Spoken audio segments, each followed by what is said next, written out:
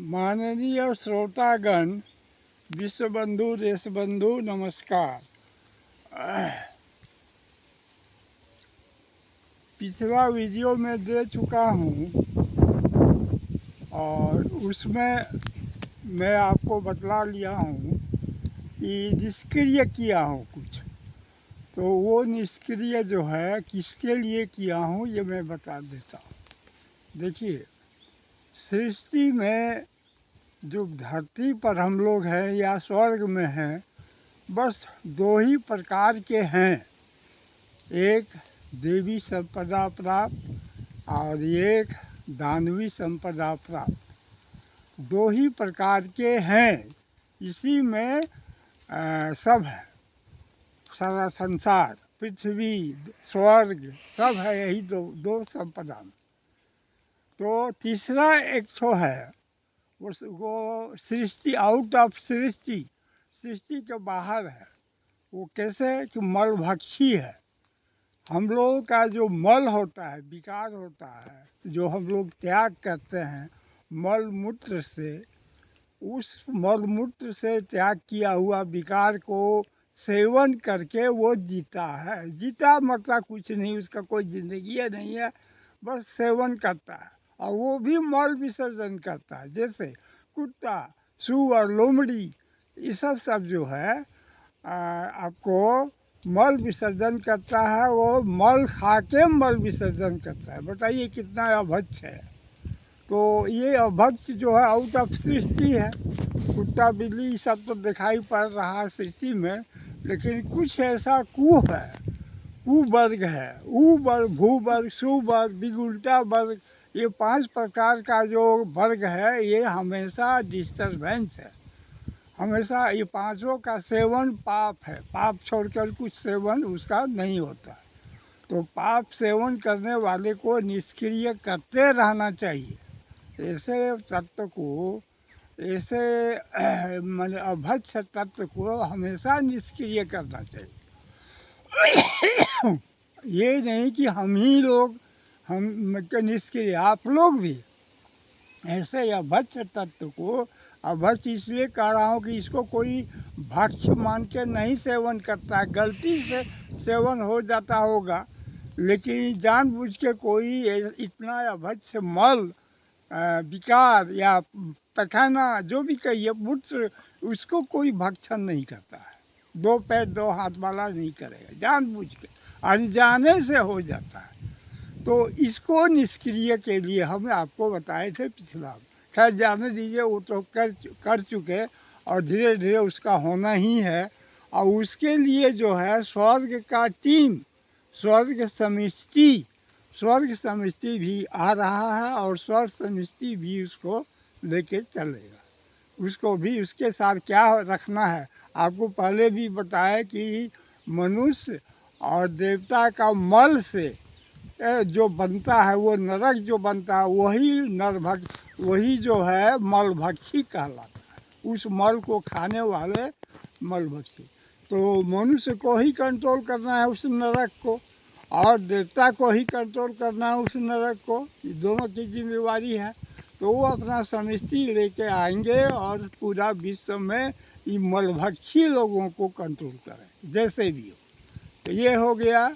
तीसरी बात है ये है कि हम लोग देखिए, हम जो अब आइए धरती की बात कर रहा हूँ, धरती स्तर की दानवी संपदा प्राप्त और देवी संपदा प्राप्त लोगों का जो बीच में है उसको कह रहा हूँ। तो क्या है, दोनों की संपदा में टेंशन हमेशा रहता है।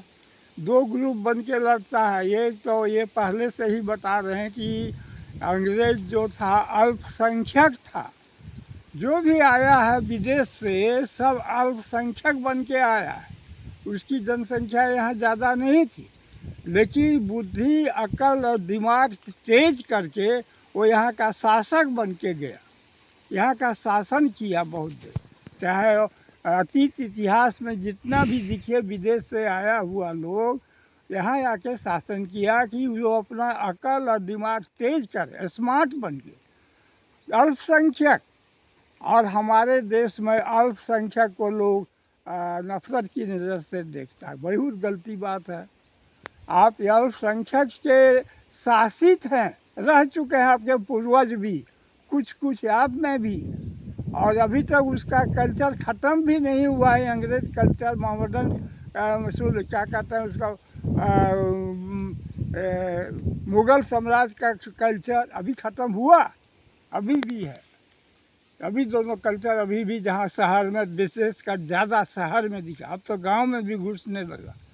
उदाहरण के लिए केक काटो बर्थडे में, केक काटो बर्थडे में क्या है, केक कहाँ से आ गया? ये केक काटो, हम लोग बर्थडे में पूजा करते हैं। जन्मदिन अगर मनाना है तो हम लोग पंच देवता की पूजा करते हैं, उसका प्रसाद बांटते हैं, उसका पार्टी खिलाते।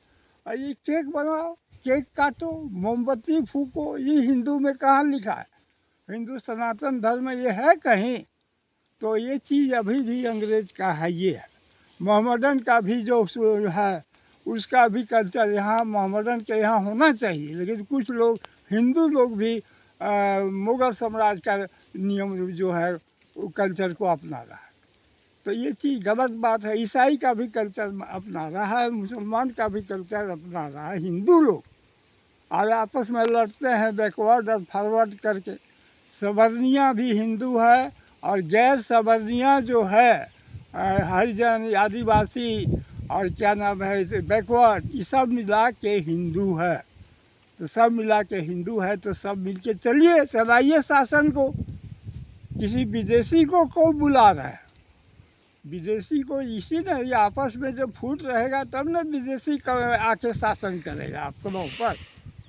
तो आप सवर्णियाँ अभी कोर्ट में, हाई सुप्रीम कोर्ट में सुने हैं कि केस अभी मार्च में सुनवाई होगा, चल रहा है सुनवाई। देखिए, हम कह रहे हैं, आपको संक्षेप में बता रहा हूँ कि मैं भी जो हूँ भूमिहार ब्राह्मण हूँ, सवर्णीय का हूँ। ये नहीं कि नहीं हूँ, सो नहीं, मैं भी हूँ। तो मैं जब था 77 साल का अनुभव है, शहर का करीब 45 साल होगा, बाकी साल गांव का है। तो इतना पीरियड में हम तो सब भुक्तभोगी है, अनुभव है, सब तरह का अनुभव है। सब देश के सब भाग का आदमी वहाँ नौकरी करता था, बोकारो स्थित सिटी में, और सेल का ऑर्गेनाइजेशन यूनिट है वहाँ। तो वैसे जगह में तो हमको सबसे भेंट मुलाकात, सबसे बात व्यवहार चीज़ हुआ। तो एक चीज़ मैं आपको बताता हूँ, लोग मुझको भी कहता था ये भूमिहार बावन है। तो भूमिहार बावन है तो क्यों मेरा कोई बाप दादा नाम नहीं रखा है? मेरा नाम है शिबू, शिवनंदन, कॉलेज यूनिवर्सिटी में शिवनंदन, ऑफिस में शिवनंदन, और गांव में शिबू, चूँकि माँ बाप का पहला नाम शिबू था, दादा दादी शिबू कहते थे, इसलिए शिबू शिवनंदन ये नाम से पुकारो। भूमिहार बावन का हमारा साइन बोर्ड में लिखा हुआ है, मेरे कपाल में भूमिहार बावन कह के। तो भूमिहार बावन में मानते हैं कोई एक आध गो 5 उंगली बराबर नहीं है, सभी भूमिहार ब्राह्मण एक जैसा नहीं हो सकता है, एक दो गलत है। तो गलत भी है तो उसके चलते पूरा भूमिहार को तुम अभद्र शब्द का प्रयोग करोगे। हमारा परिवार में जो है निर्दोष है, उसको भी अभद्र शब्द का प्रयोग करोगे। मेरा कुल वंश खानदान निर्दोष है, उसको भी अभद्र शब्द, भूमिहार के नाम पर अभद्र शब्द का प्रयोग करोगे। तो इसके लिए जो है ठीक है, कानून बने, उस पर भी हम केस करेंगे, ऐसा कानून हो। और वो लोग को अगर हम लोग भी उसका जाति का नाम लेके अगर पुकारते हैं तो केस करता है तो ठीक है, वो भी ठीक। सबको माँ बाप ने नाम दिया है, दादा दादी ने नाम दिया, उस नाम से बुलाएंगे। क्या ज़रूरत है जाति का नाम लेके बुलाने का और जाति का बात करने का? तो ये चीज़ जो है कानून दोनों तरफ, संविधान, संविधान का मतलब बराबर विधान। वहाँ कहाँ लिखा हुआ है कि विषम विधान? संविधान क्यों लिखा हुआ है? सम माने बराबर, सबके लिए बराबर कानून। अब विषम लिखा रहता तब सोचते नहीं बड़ा के लिए कानून है, छोटा के लिए नहीं है। और सम माने टोटल, सबके लिए विषम विधान, बराबर विधान। तो उसमें जो है आप जो कानून बनाते हैं, यूजीसी का बनावे, जैसा भी बनावे, तो दोनों को हिट रखिए। फिर फॉरवर्ड कास्ट को छोड़ के सवर्णिया को के लिए अलग कानून और बैकवर्ड का और नॉन सवर्णिया के लिए अलग कानून। ये कहाँ का इंसाफ है? ये कहाँ का न्याय है?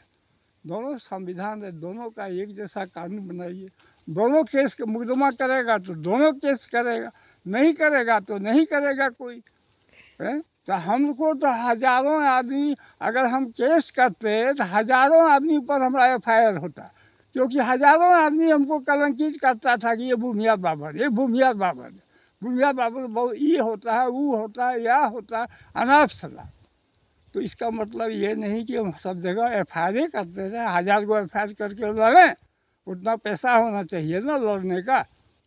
तो यही चीज़ कह रहा हूँ कि आप लोग थोड़ा संविधान को समझ करके कानून बनाइए भाई साहब। आपके सुप्रीम कोर्ट के जज महोदय, आप तो न्यायाधीश हैं, आप सब न्याय कीजिए, सबके साथ न्याय कीजिए, सवर्णियों के साथ, गैर सवर्णियों के साथ न्याय कीजिए। ये नहीं कि ये द्वंद्व रह जाए और फूट डालो शासन नीति करते रहे अंग्रेज के जैसा, हमेशा फूट डालो और शासन करो, फूट डालो और लड़ाओ और शासन करो। ये जो है नहीं होना चाहिए। यही इसी के संबंध में तो आज का शीर्षक मैं कुछ आपको बताया नहीं। आज का शीर्षक यही है कि देश की शांति, देश की शांति मैं चाहता हूँ, इसके लिए मैं आज का दिया, देश शांति ही रहेगा इस शीर्षक का। अब आप लोग इसको सुने, समझें, आगे तक शेयर करके समझावें और ये विचार जो है आगे तक बढ़े, यही मेरी भावना। हम लोग परम परिवार के हैं।